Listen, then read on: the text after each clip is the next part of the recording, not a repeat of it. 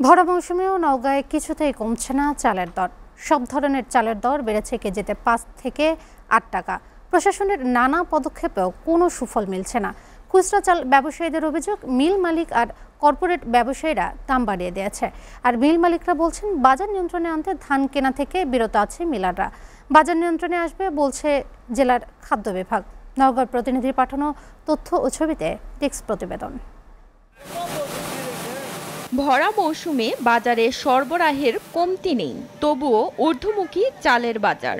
ধানের দাম বাড়ার অজুহাতে চালের দর বেড়েছে কেজিতে 5 থেকে 8 টাকা, আর চিকন চাল 72 থেকে বেড়ে বিক্রি হচ্ছে 80 টাকায়। খুচরা বাজারে প্রতি কেজি মোটা চাল 52 থেকে বেড়ে বিক্রি হচ্ছে 60 টাকায়। খুচরা ব্যবসায়ীদের অভিযোগ, মিল মালিক আর কর্পোরেটর ব্যবসায়ীদের কারণে বাড়ছে দাম। প্রশাসনের নজরদারি বাড়লেও মিলছে না সুফল।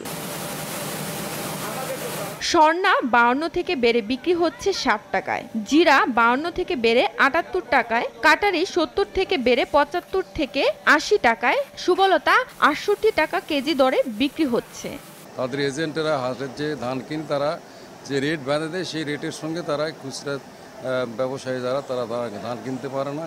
মনে তো আমার 400 টাকা 500 টাকা বাড়িছে, আমার তো 1 লাখ টাকা ফাইন দিতে তো সমস্যা নেই। মিলারদের দাবি, জেলার সিংহভাগ ধান উচ্চ মূল্যে ক্রয় করেছে কর্পোরেট ব্যবসায়ী ও বাহিরে থেকে আসা ব্যবসায়ীরা। ফলে ধান কেনা থেকে বিরত থেকেও বাজার নিয়ন্ত্রণ করতে পারছে না এ জেলার মিলাররা। নওগাঁর বাজার নিয়ন্ত্রণ হচ্ছে না এই কারণে যে নওগাঁ ধানটা আমাদের বাইরে যাচ্ছে। বিভিন্ন রকম প্রতিবন্ধকতার কারণে আমরা ধান কিনা বন্ধ রাখছি। নগর মিল মালিকদের মিলারদের চাউল হচ্ছে প্রায় 10-12 টাকা অধিক দামে বিক্রি হচ্ছে।